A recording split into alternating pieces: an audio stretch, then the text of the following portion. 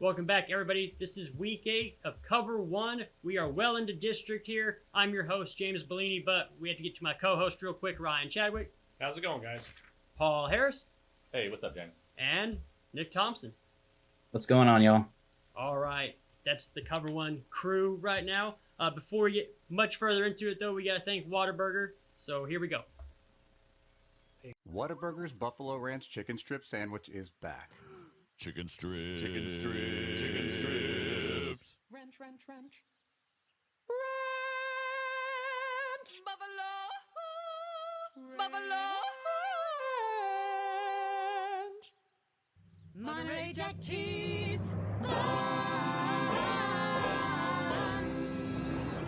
The Whataburger Buffalo Ranch Chicken Strip Sandwich. A beautiful masterpiece. Okay, Central is back at it. Last week had kind of a disappointing game, but Central played extremely well. This week, though, they have undefeated Odessa Permian come to town mojo. Ryan, what do you think?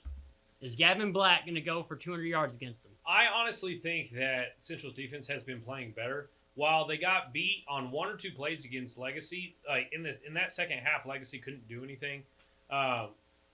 Say what you will about the outcome of that game. Central did put themselves in a position to win, and you can't always get the calls to go your way. With that being said, if they would have played better in the second quarter, then it wouldn't have mattered anyway. So it's the same story against Amarillo High. Special teams mistakes had them lose that game as well. So we said it last week. If Central played perfect football, they'd beat Legacy, and prophetic, that's exactly how it would have been. So. I think Permian's even stronger than Legacy is this year. So when I say Central has to play perfect, I definitely mean Central has to play perfect. Squeak English is playing phenomenal. He needs to take care of the ball this week, and the looks will come open. I do think Central's going to have a hard time running the ball, but there is going to be open receivers downfield. Paul, what do you think? Yeah, I mean, they got the home field advantage at least. They play well at home. Permian's not been crazy overwhelming, even though they're undefeated. 4 of those wins were by 7 points or less. But that line is massive. They average 275 pounds. They're experienced. Damn. And, their feature back already has over 1,200 yards. So Central's defense is going to have to step up and try to slow Permian down. Yeah, not just 1,200 yards. He's got 18 touchdowns this year, too. So right. He finds the end zone. But what about their defense? How does their defense look, Chadwick? Permian's or Central's?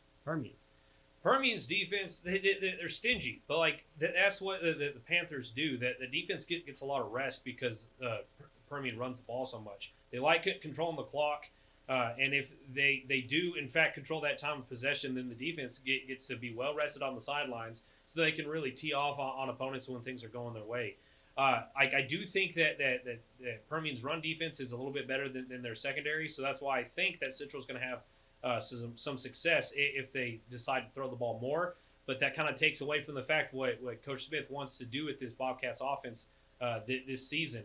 They're been pretty even run and pass, but they like to control the clock. So this one could go either way. I don't know what Smith's gonna game plan it.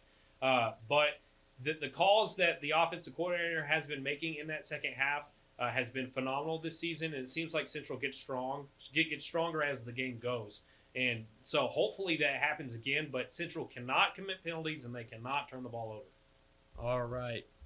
Before we move on real quick, we do have to thank Angelo Bolt for all of our Central Bobcat coverage. Chadwick. All right. Since 1994, Angelo Bolt and Industrial Supply has served the Concho Valley for 30 years and counting. Angelo Bolt is the go-to place for fasteners, power tools, air compressors, safety equipment, and everything in between. Chances are Angelo Bolt will always have what you need when you need it, and in that odd chance that they don't have exactly what you're looking for, they'll find it fast. No request is too big or too small for Angelo Bolt, located at 808 Warehouse Road, where customer service is their top priority.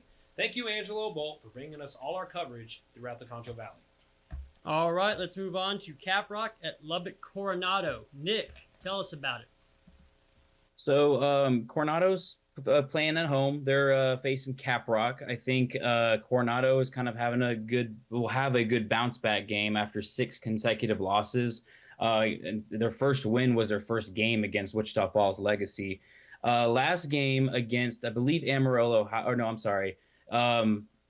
I'm not sure who they played, but they had Campbell Stanek had 4 touchdowns, and Isaiah Vasquez had almost 400 yards. I think it was Abilene actually that they played. They were kind of on fire, but they still ended up losing by a couple touchdowns, I believe. Now Caprock lost Amarillo High 56-3, and it was 42-0 at half. I genuinely think that even if Stanek is kind of locked up on that offense, Dominic Parrish can probably kind of come back and grab some touchdowns there too. Also, Demarion Finch has looked really, really good this year for them as well. I just think Coronado, I've been saying this kind of all year.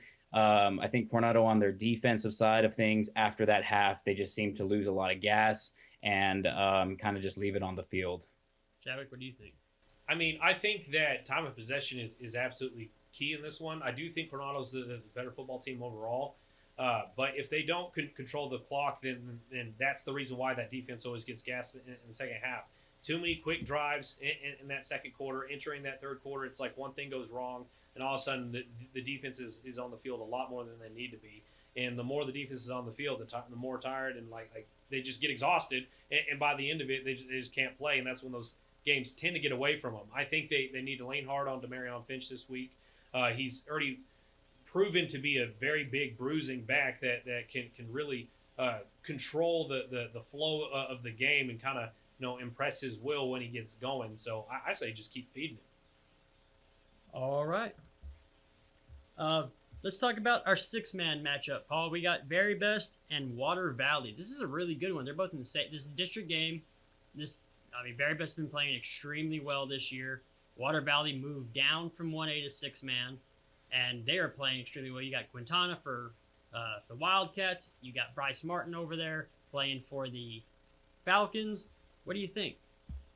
Yeah, it's an awesome county rivalry here. Veribest won 6 in a row, all of them by 45 points or more. Water Valley, like you said, has been an immediate contender in the return to the 6-man game. So it's a huge matchup for both teams. Erie County kind of bit the dust last week. Robert Lee took advantage of, took care of them. And so it looks like a 3-team race now between Robert Lee, Erie, Veribest, and Water Valley. And so this is the first matchup between those.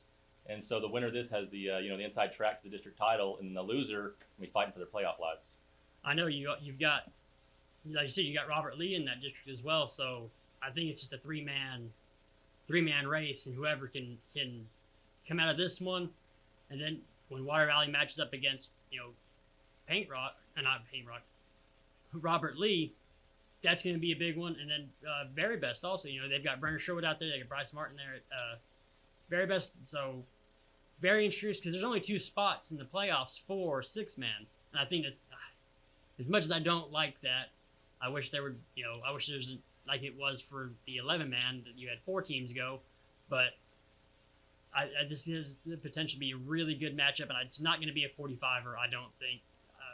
Veribest is going to bring everything they've got.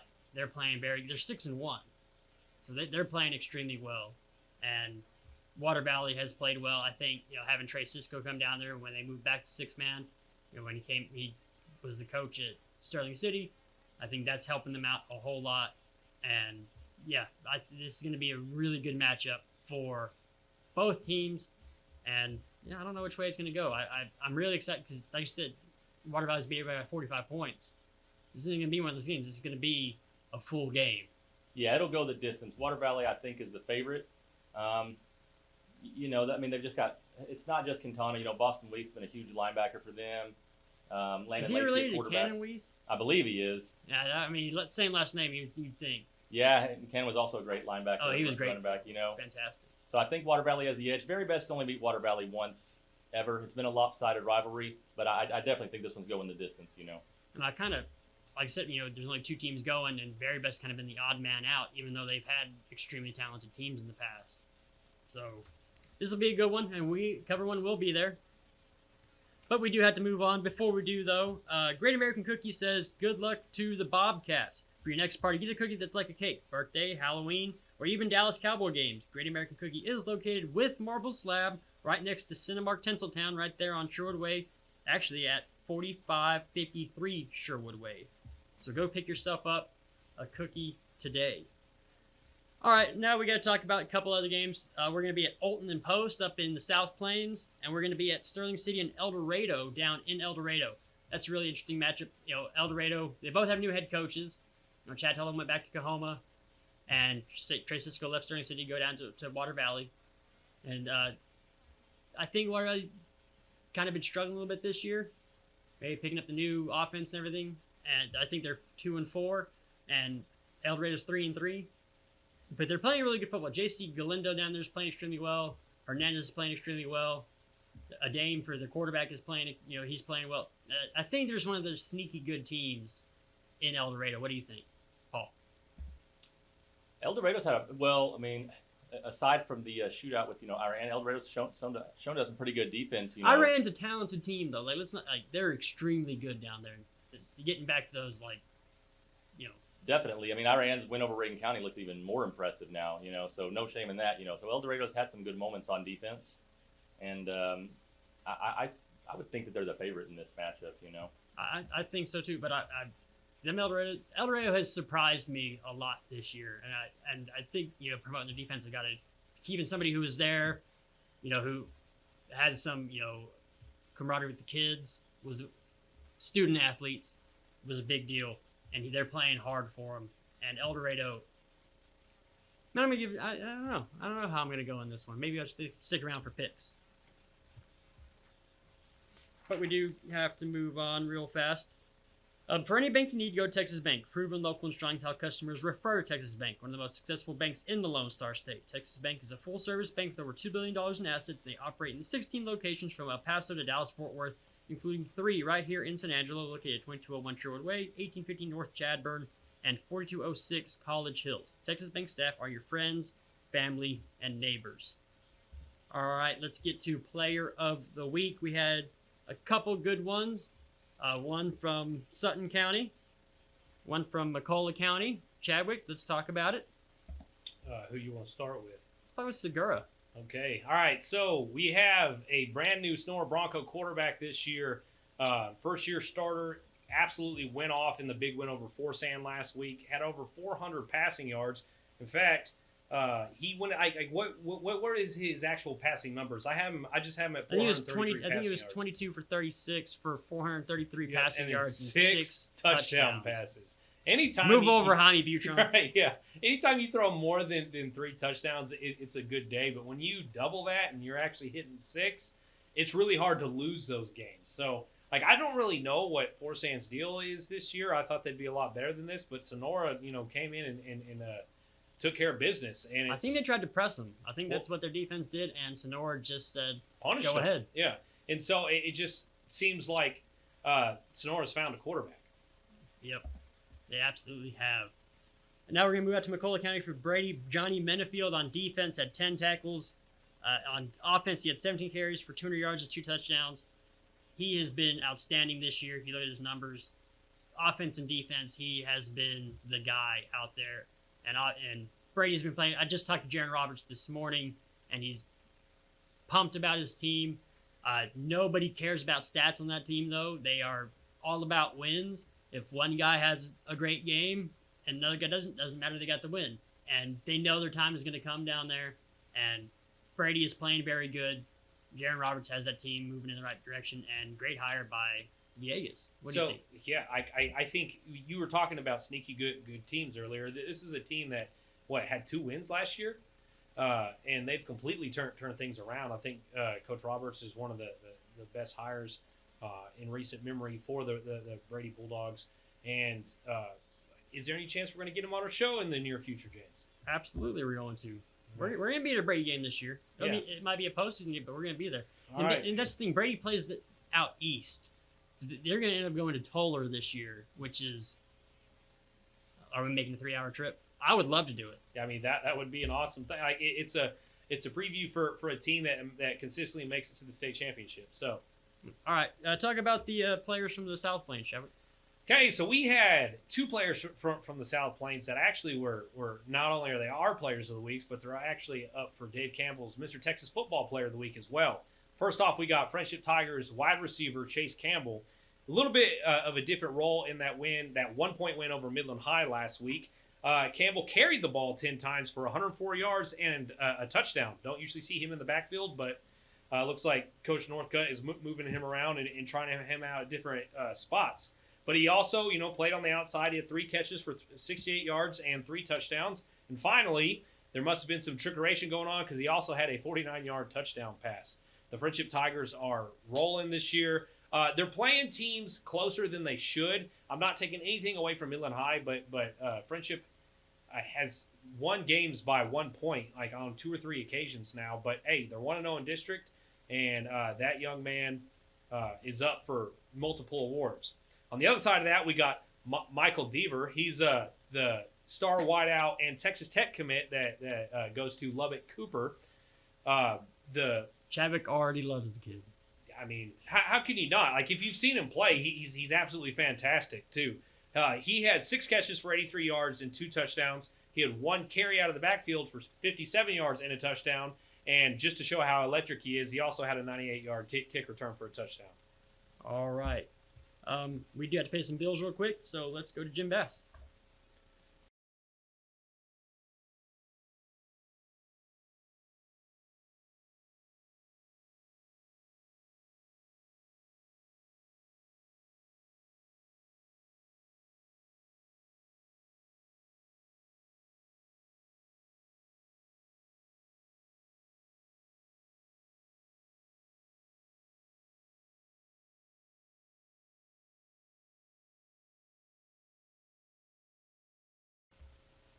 All right, we're moving into our college football segment here, and I'm going to make Chadwick wait to talk about Texas Tech just because it's their homecoming. Let's talk about Angelo State and Midwestern. Paul, what do you think?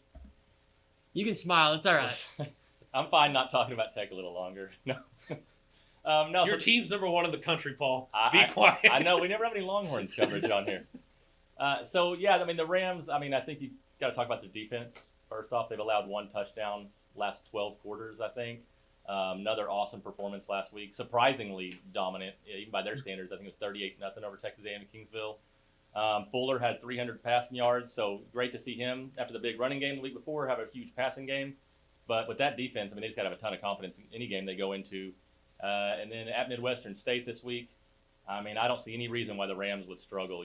Midwestern's kind of a middle-of-the-pack conference team, and the Rams are now tied with Western Oregon, last 2 unbeaten teams in the conference. So I think that ASU is going to cruise this week. All right, let's talk about Tech now, Chadwick. I know you're just itching over there. What can I say? The Texas Tech Red Raiders have been doing pretty good as of late. But it is homecoming weekend in Lubbock. I will be at the Jones this weekend to watch Texas Tech take on one of their rivals, the Baylor Bears. Now, Baylor comes into this matchup 0-3 in the Big 12. Also off last week, just like Tech was. So both teams come off their bye week. Both teams should be prepared. Both teams know each other very well, and both teams don't like each other. I will say Dave Aranda and the Bears have struggled in spots this year. They should not have lost that game to Colorado. They kind of gave that one away. And then even in the game against Iowa State, they were in it until they weren't. Mental mistakes and turnovers have really just self-destructed that offense, and that defense just gets tired by the end of it. This is a game where Tech should be favored and Tech should win if they just go out there and do what they're supposed to do. I expect a heavy dose of Taj Brooks again. Right now, he's on pace to be the Tech's all-time leading rusher by the end of the season. Baron Morton continues to progress, and we have emerging receivers other than Josh Kelly now in Caleb Douglas. He went for over 100 yards in the win over Arizona. If I could have it my way, Tech would go up by about 28 points, so we'd get a healthy dose of Micah Hudson after that. But Dave Aranda is a defensive-minded coach, and I do think that Baylor can play well on the defensive side of the football, but Tech should be favored to win this one. Nick, give me your thoughts, man. What are you looking for this weekend? Man, I'm going to kind of piggyback off you here. I think it's a pretty favorable matchup for the Red Raiders, although Baylor is sneaky this year. Like you said, they were in the lead for the majority of the game. Majority of the first half against Iowa State. And that's kind of one of our teams that we're kind of a little scared of in our season. And I want to say they even got the first touchdown after the first half. So they were looking really, really good. I think the block punt had maybe set them back before the half. But, Baylor is they haven't won a Big 12 conference game yet. And if Tech wins this game, we're on a 5-game win streak, and then we'll be 4-0 in the conference. That's pretty cool to look at on the columns there. So I'm excited. I think Tech will win this. I hope Tech wins this, but I think we have to come out strong this game, and kind of hold our ground. I think Taj time is the time this game. Taj time. I love it, dude. Yeah, we'll bring on Coach God's wife next week if Baylor wins, and she'll just rub it in your face. Yeah, she'll just completely, Right. completely wreck me. All right, we got to thank our collegiate sponsor, the ArcLight. The weekend is incoming, and you can catch all the collegiate and pro NFL action at the ArcLight Bar and Grill inside the Clarion Hotel located at 441 Rio Concho Drive. The ArcLight has the largest video wall in West Texas, in addition to 20 other flat-screen televisions to keep up with your alma mater, your favorite team, or keep up with all the games for your fantasy team. The ArcLight Bar and Grill also has daily drink specials and specials from the kitchen. The ArcLight Bar and Grill, located inside the Clarion Hotel at 441 Rio Concho Drive in San Angelo. All right, let's talk about picks, Chadwick. I know this is your third favorite segment, because you love the Tech and I just love Bobcats cover one, so man. much. Okay. Anyway, so let's go over the records of the standings from last week. I was one blown fumble call away from being 5-0. Central got cheated in that one, and I will stand by that. I'm in first Blame place the at refs. 29-6. Paul is sitting in second at 27-8, made up a game on me. Lucas is in third at 21-13. Nick and Scott are tied for fourth at 20-15. James fell down to sixth place. He's 19-16. And then, of course, Ernesto. Poor Ernesto. He went 4-1 last week, but he's 18-17 on the year. I went 4-1 last week. Yeah, I know. Yeah, I know. I went 4-1 last week. You're still 19-16 and in sixth place, bud. All right, Let's talk way down there. let's talk about Permian and Central, Chadwick. All right, so in this game, it's pretty split. We got some homers picking Central with me. Of course, I'm picking the Bobcats. So is Lucas, Nick, and Scott. Meanwhile, Paul, Ernesto, and the hater himself, James, is picking Permian. All right, I'm going to talk about Veribest Water Valley. Chadwick went Water Valley. Ernesto went Water Valley. Lucas went Water Valley. Paul went Water Valley. I went Veribest. Nick went Veribest. And Scott went Veribest. Caprock, Coronado, Chadwick. All right, so pretty much everyone's going Coronado in this one. But, of course, like this pick, to your credit, James, I do agree somewhat with your Caprock pick. Both teams only have one win on the season. I could definitely see it going either way, but everyone besides James is going Coronado. I'll be the lone wolf there. All right, Stony City, El Dorado. Chadwick went El Dorado. Paul went El Dorado. Nick went El Dorado. Lucas went El Dorado. Ernesto went El Dorado. Myself and Scott went Sterling City. Olton and Post, Chadwick, you're going to be at that one. Yeah, so I think Post is... I am looking forward to this game because Post is 6-0. It's one of the best South Plains teams this year. Much better than last year, too. But everyone's going Post. I'm gonna go Olton in that one. Oh, so you're changing your pick? Okay, yeah. All right, hey. I'm going to go Olton in that To be one. fair, it's not a bad pick. Like, Olton and Abernathy are both 4-2 on the year, and this is going to be one of the best districts in 2A South Plains ball that we get. And Post has been playing well, but, like, now that district's here, let's see how they do. New Home and New Deal are struggling a little bit, but, like, this district is going to end up being very interesting by the end of it. Well, you look at who Post has played, and they haven't necessarily had the toughest schedule. So I'm going to go into Olton in this one. All right, let's talk about final thoughts, I guess, Chadwick. What's your final thought? All right, so I'm headed back to District 26A, and this one, Friendship is on the road. Come on, man. Friendship is on the road going to play Midland Legacy. It's another home game for the Rebels. We'll see how this one works out for the Tigers. They've had a bunch of 1-point wins this year. That offense is absolutely elite, but their defense can be suspect because of how fast the offense scores at times. That defense ends the game pretty much gassed every single game. So there are positives and negatives at being a team that relies on a sprint to the finish. But with Chase Campbell now in the backfield too, apparently, and then you got Leighton Stone on the outside. He's a Tech commit. Holden Phillips is balling out. The offensive line is big and mean, and that linebacking core for the Tigers has stepped up. The Rebels are not what they were last year at all.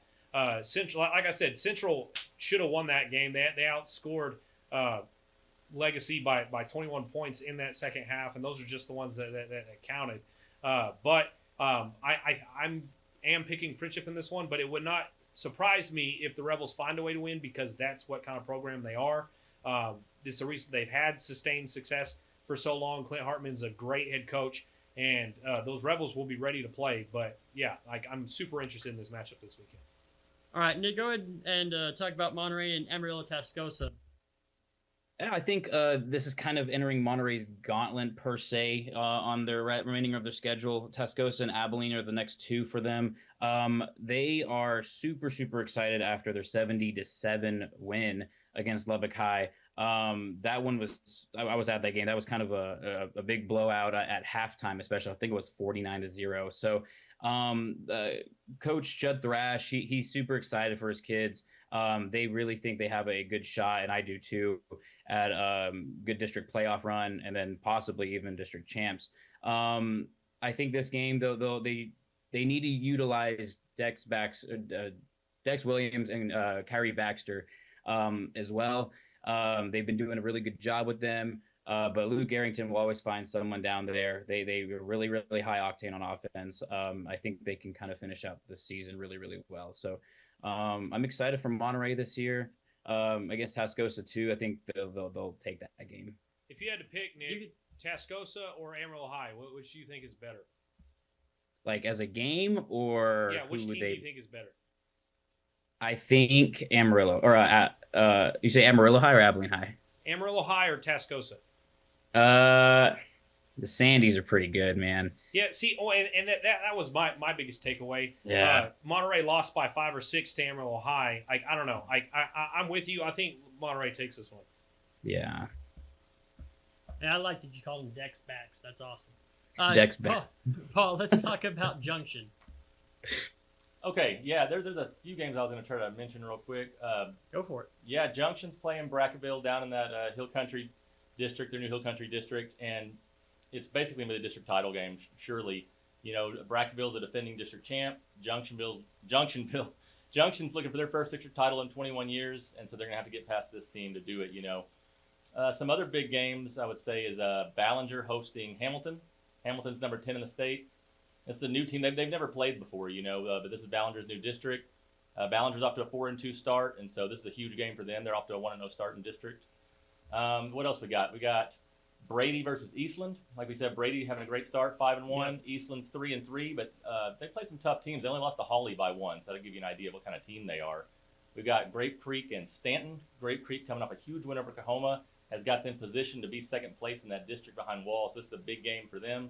And is that it? I think maybe that's it. Yeah, because we already talked about the six-man matchup. I think that was the last one of your big games. Yeah, there you go. Yep. A lot of good football this weekend. That's all I gotta say. I do want to talk about the Ballinger Hamilton thing before I get to my. I think Ballinger beats Hamilton this week.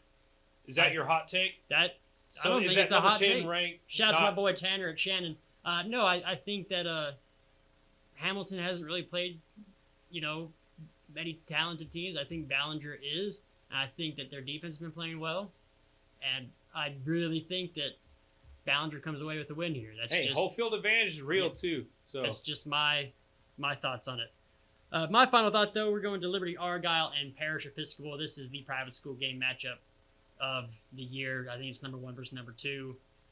Argyle is the defending state champions for TAPS, and Jason Witten has those guys playing extremely well. But Parish Episcopal has a talented quarterback, and it's going to be an extremely good game. And yeah, I wish I could be there. Yeah. For those of you who don't remember, former Dallas Cowboy legend, tight end Jason Witten is the coach of Liberty Argyle. Yeah, I spoke to him, and great guy, and he's exactly who you think. I mean, who you think he is. After the games, he's out there signing autographs for kids and everything, and he is. They say don't meet your heroes, but if you have to meet one of them, go meet Jason Witten. He's a fantastic guy. But heck of a coach too, apparently. State champions, yeah. It's in the blood too. His son was the defensive player of the year for him, and CJ's playing extremely well at linebacker. Rice commit. This has been Cover 1. Come back for the halftime show.